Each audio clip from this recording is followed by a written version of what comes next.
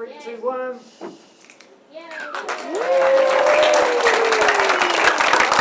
Te kuti rīpene, hei tohu kua tuwhera Te Whare Oranga Tangata o Whakaue.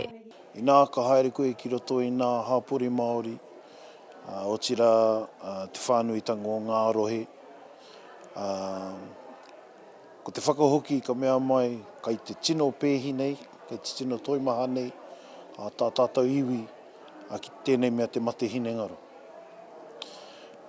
Ko te tūnga o tēnei whare, he rauemi anō, he pukenga anō, kia whai wāhi ai tērā hunga haere. He whare whakaruru hau mō ngā tūroro hauara hine ngaro kia whai oranga ai rātau. E ai ki te pautikanga o te whatu ora, a Mark Waitai. Koe nei te tuatahi o tēnei momo whare i Aotearoa. Mea nui te mate hine ngaro. Moihona tātou ki tēnā. Engari kaihea te wāhi tika mā rātau. Ane, e mea na te kaumātua i te ata nei, haere mai ki roto i tēnei whare. Kia whakatika, kia whakarite. It's really important to understand Te Whare Oranga Tangata o Whakaue has a whakapapa. When Ngāti Whakaue kaumātua of the time actually gifted that name, they gifted it for the purpose. They didn't gift it for the whare. So that's really the important of this, is that actually Te Whare Oranga Tangata o Whakaue was always about how we care and how we look after our own to be able to flourish. So today doesn't only represent the opening of a new building, it's the culmination of many years of kōrero, planning, challenges and aspirations, and importantly, the voices of our tangata whaiora and their whānau.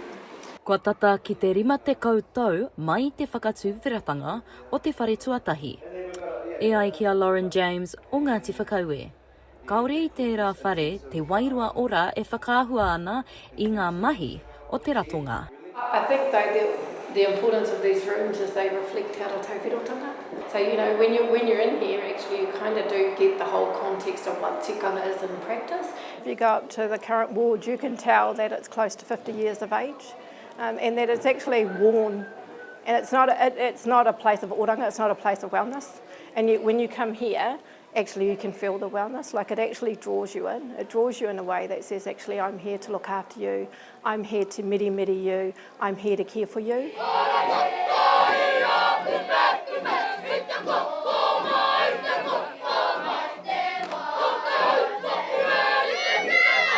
This is an opportunity for us to do things differently, for us to provide care for the 70% of our patients who are Māori in a way that's more culturally appropriate than the current facility.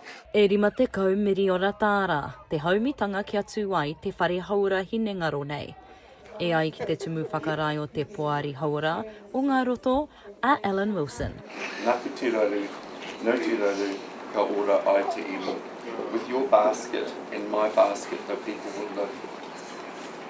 Today is the beginning of something great, and with cooperation and working together, we'll make a huge difference. Yeah, we're going from a very old, very tired unit that's not really suitable for delivering modern care to something that's new and modern, contemporary, state-of-the-art. It means that our staff will be able to care for people better than they could before. This is a place of healing, this is a place of nurturing for them. So the intent is that if you provide a beautiful place of wellness, actually the way in which you deliver care to our whānau will be very, very different.